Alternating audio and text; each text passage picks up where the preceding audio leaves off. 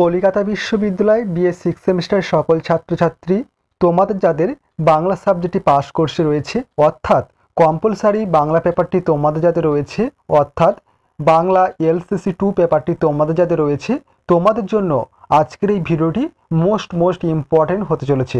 কারণ আজকের এই ভিডিওটিতে তোমাদের জন্য একেবারে লাস্ট মিনিট ফাইনাল সাজেশন নিয়ে আলোচনা করব। বেশ কিছু ইম্পর্টেন্ট কোশ্চেন নিয়ে আলোচনা করব, যে কোশ্চেনগুলি তোমরা পরীক্ষার জন্য দেখে গেলে অবশ্যই উপকৃত হবে এবং কোশ্চেন পত্রগুলি তোমাদের পরীক্ষার খাতায় তোমরা কমন পেয়ে যাবে। কোশ্চেনের সাজেশনে যাওয়ার আগে তোমাদের যে বিষয় বলার ছিল, তোমাদের এই পেপারটির ওপর থেকে সম্পূর্ণ স্টাডি মেটেরিয়াল অর্থাৎ পিডিএফ নোটস রেডি রয়েছে। তোমরা যদি কেউ পারচেস করতে চাও তাহলে অবশ্যই স্ক্রিনে দেওয়া হোয়াটসঅ্যাপ নম্বরে এসএমএসের মাধ্যমে যোগাযোগ করে সম্পূর্ণ পিডিএফ নোটসটি তোমরা সংগ্রহ করতে পারো। এরপর চলো দেখে নাও সম্পূর্ণ ফাইনাল একেবারে লাস্ট মিনিট সাজেশনটি তোমরা দেখে নাও। প্রথমে দেখো তোমাদের কোশ্চেন প্যাটার্নটি একটু জেনে নাও। কোশ্চেন প্যাটার্ন, তোমাদের 10 নম্বরের কোশ্চেনের অ্যান্সার করতে হবে 3টি 30 নম্বর, এবং 5 নম্বরের কোশ্চেনের অ্যান্সার করতে হবে 4টি 20 নম্বর, এবং তোমাদের 1 নম্বরের এসকিউ কোশ্চেন হবে 15টি অ্যান্সার করতে হবে 15 নম্বর। টোটাল তোমাদের এই পেপারটির ওপর থেকে 65 নম্বরের লিখিত পরীক্ষা হবে। চলো এরপর দেখে নাও তোমাদের জন্য যে সাজেশনটি রাখা হয়েছে সেই সাজেশনটি দেখে নাও। প্রথমে দেখো 10 নম্বরের প্রশ্নের ফাইনাল সাজেশনটি দেখে নাও। 10 নম্বরের প্রশ্নের জন্য যে প্রশ্নপত্রগুলি তোমরা প্র্যাকটিস করবে, মোস্ট ইম্পর্টেন্ট কোশ্চেন। প্রথম 1 নম্বর কোশ্চেন রয়েছে, পরিচয় পত্রিকাকে কেন্দ্র করে এক নতুন ধরনের সাহিত্য রচনার প্রবণতা দেখা যায়, আলোচনা করো।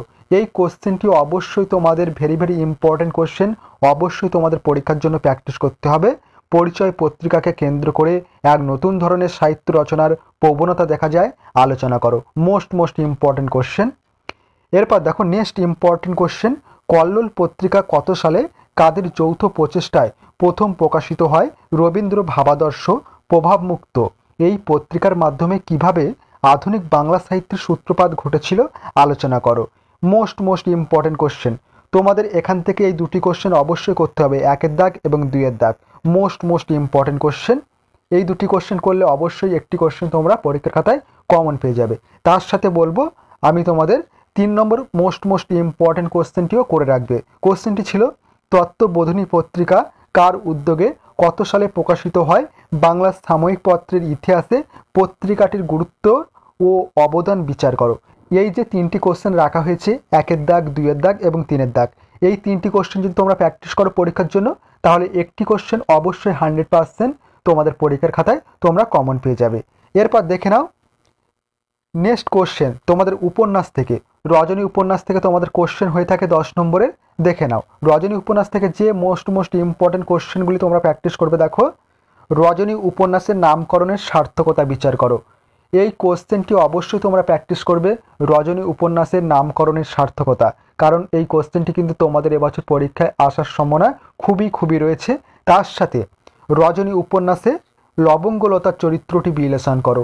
Most important question. তোমরা অবশ্যই এই কোশ্চেন দুটি ভালোভাবে যত্নের সহিত প্র্যাকটিস করো। রজনী উপন্যাসের লবঙ্গলতা চরিত্র এবং নামকরণের সার্থকতা খুবই গুরুত্বপূর্ণ। এই দুটি কোশ্চেনের মধ্যে একটি কোশ্চেন অবশ্যই তোমাদের পরীক্ষার খাতায় তোমরা কমন পেয়ে যাবে। তার সাথে আরও একটি কোশ্চেন রাখা হয়েছে, দেখো, ধর্মান্ধতার বিষময় ফল ও পরিণতিকে ছাপিয়ে আদাব গল্পটি হয়ে উঠেছে সম্প্রীতি ও মানবতার প্রতীক, আলোচনা করো। এই কোশ্চেনটিও মোস্ট ইম্পর্টেন্ট কোশ্চেন। এরপর 7 নম্বর গুরুত্বপূর্ণ কোশ্চেন, অন্তঃসলীলা গল্পটির নামকরণের তাৎপর্য বিশ্লেষণ করো। এবং 8 নম্বর কোশ্চেন, চোর গল্পের কাহিনী বিশ্লেষণ করে নামকরণের সার্থকতা বিচার করো। চোর গল্পের নামকরণের সার্থকতা বিচার করো। খুবই গুরুত্বপূর্ণ কোশ্চেন। এরপর দেখো 9 নম্বর কোশ্চেন, সংবাদ প্রভাকর পত্রিকাটি কত সালে কার সম্পাদনায় প্রকাশিত হয়? বাংলা সাময়িক পত্রের ইতিহাসে এই পত্রিকাটির গুরুত্ব নির্ণয় করো। এরপর দেখো এক্সট্রা কিছু কোশ্চেন রাখা হয়েছে। 10 নম্বর, রজনী উপন্যাসের শচীন্দ্র চরিত্রটি বিশ্লেষণ করো। এবং 11 নম্বর কোশ্চেন, কবিতা পত্রিকা কত সালে কার সম্পাদনায় প্রকাশিত হয়? আধুনিক বাংলা কবিতার ক্রমবিকাশের ক্ষেত্রে এই পত্রিকার ভূমিকা সম্পর্কে আলোচনা করো। এবং 12 নম্বর কোশ্চেন, টোবাটেক সিং গল্পে দেশভাগের যন্ত্রণা কিভাবে ব্যক্ত হয়েছে, আলোচনা করো।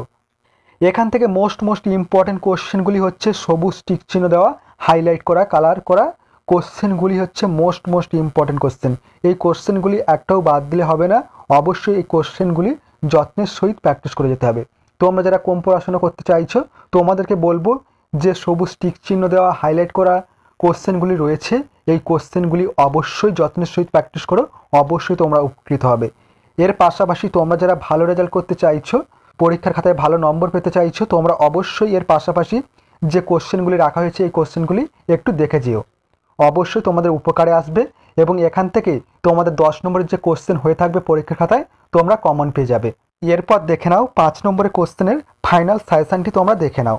5 নম্বরের কোশ্চেনের জন্য প্রথম কোশ্চেন রাখা হয়েছে, দেখো, বাংলা সাহিত্যের সামগ্রিক বিকাশ ও উন্নয়নে ভারতী পত্রিকার ভূমিকা সম্বন্ধে সংক্ষেপে আলোচনা করো। কোশ্চেনটি মোস্ট ইম্পর্টেন্ট কোশ্চেন।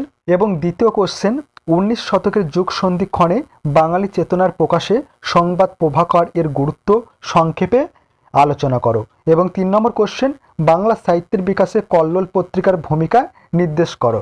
এই যে 3টি কোশ্চেন আলোচনা করলাম 5 নম্বরের, এই 3টি কোশ্চেন অবশ্যই তোমরা প্র্যাকটিস করবে। এখান থেকে একটি কোশ্চেন অবশ্যই তোমরা তোমাদের পরীক্ষার খাতায় কমন পেয়ে যাবে। এরপর দেখো 4 নম্বর কোশ্চেন, বাংলা গদ্যের বিকাশে সবুজ পত্র পত্রিকার ঐতিহাসিক গুরুত্ব আলোচনা করো। এবং 5 নম্বর কোশ্চেন, রজনী উপন্যাসের নায়ক বিচার করো। Most important question. এরপর 6 নম্বর কোশ্চেন, বঙ্কিমচন্দ্রের রোমান্স প্রবণতা রজনী উপন্যাসটিকে দুর্বল করেছে কিনা আলোচনা করো। খুবই গুরুত্বপূর্ণ কোশ্চেন। এরপর 7 নম্বর গুরুত্বপূর্ণ কোশ্চেন, রেকর্ড গল্পটির বৈশিষ্ট্যের পরিচয় দাও। Most important question. এই কোশ্চেনটি কিন্তু তোমাদের এবছর পরীক্ষা আসার সম্ভাবনা খুবই রয়েছে। এবং 8 নম্বর গুরুত্বপূর্ণ কোশ্চেন দেখো, অন্তঃসলীলা গল্প অবলম্বনে শকুন্তলা দেবীর চরিত্রটি বিশ্লেষণ করো। খুবই গুরুত্বপূর্ণ কোশ্চেন। এরপর দেখো 9 নম্বর কোশ্চেন, বাংলা সাহিত্যের বিকাশে বঙ্গদর্শন পত্রিকার গুরুত্ব বিচার করো। এবং 10 নম্বর কোশ্চেন, ছোটলোক গল্পের রিক্সাওয়ালা চরিত্রটির পরিচয় দাও, অথবা ছোটলোক গল্পের প্রকৃত ছোটলোকের পরিচয় দাও। খুবই গুরুত্বপূর্ণ কোশ্চেন, অবশ্যই এই কোশ্চেনটি তোমাদের প্র্যাকটিস করতে হবে। এরপর দেখো নেক্সট কোশ্চেন রাখা হয়েছে, রজনীর গৃহত্যাগের কারণ সংক্ষেপে লেখো। এবং 12 নম্বর কোশ্চেন, অমরনাথ চরিত্রটির বৈশিষ্ট্যগুলি চিহ্নিত করো। এবং 13 নম্বর কোশ্চেন, আদাব গল্পটিতে যে মানবিক আবেদনের যে পরিচয় পাওয়া যায় তোমার নিজের ভাষায় লেখো। এরপর দেখো টিকা কোশ্চেন, তোমাদের যে কোনো একটি টিকা কোশ্চেন করতে হয়। এখানে বেশ কিছু টিকা কোশ্চেন রাখা হয়েছে। প্রথম টিকা কোশ্চেন করবে তত্ত্ববোধিনী পত্রিকা, দ্বিতীয় কালিকলম পত্রিকা, এবং 3 নম্বর দিগদর্শন, এবং 4 নম্বর রেকর্ড গল্পের চোরাবাজার, এবং 5 নম্বর রজনী উপন্যাসের হরলাল চরিত্র, এবং পরবর্তী টিকা রজনী উপন্যাসের উপকাহিনী, এবং পরবর্তী টিকা ছোটলোক গল্পের রাঘব সরকার এবং রজনী উপন্যাসের পাশ্চাত্য প্রভাব। এই ছিল তোমাদের সম্পূর্ণ সাজেশন। এখান থেকে টিকা কোশ্চেনের জন্য মোস্ট ইম্পর্টেন্ট টিকা কোশ্চেন হচ্ছে তত্ত্ববোধিনী পত্রিকা, কালিকলম, দিগদর্শন, রেকর্ড গল্পের চোরাবাজার এবং রজনী উপন্যাসের হরলাল চরিত্র এবং রজনী উপন্যাসের উপকাহিনী এবং ছোটলোক গল্পের রাঘব সরকার। এই টিকাগুলি হচ্ছে মোস্ট ইম্পর্টেন্ট টিকা। তোমরা অবশ্যই যে টিক চিহ্ন দেওয়া হাইলাইট করা কালার করা প্রশ্নপত্রগুলি রয়েছে এই কোশ্চেনগুলি অবশ্যই চেষ্টা করবে যত্নের সহিত প্র্যাকটিস করে যাওয়ার, কারণ এই কোশ্চেনগুলি তোমাদের এবছর পরীক্ষা আসার সম্ভাবনা খুবই রয়েছে। এবং তোমাদেরকে বলবো সম্পূর্ণ কোশ্চেনের যে সাজেশনটি আমি আলোচনা করলাম চেষ্টা করবে সব প্রশ্নগুলি একটু দেখে যাওয়ার। অবশ্যই তোমরা যদি এই সাজেশনটি ফলো করে যাও তাহলে অবশ্যই তোমরা উপকৃত হবে এবং কোশ্চেন পত্রগুলি তোমাদের পরীক্ষা খাতায় কমন পেয়ে যাবে। এবং তোমাদের এই পেপারটির উপর থেকে অনেক কোশ্চেনেরই আনসার আমি এই চ্যানেলে আপলোড দিয়ে দিয়েছি। তোমরা যারা এখনো পর্যন্ত সেই ভিডিওগুলি দেখোনি অবশ্যই তোমার চ্যানেলের প্লেলিস্ট চেক করো, অবশ্যই তোমরা খুব সহজে সেখান থেকে ভিডিওগুলি দেখে নিতে পারো।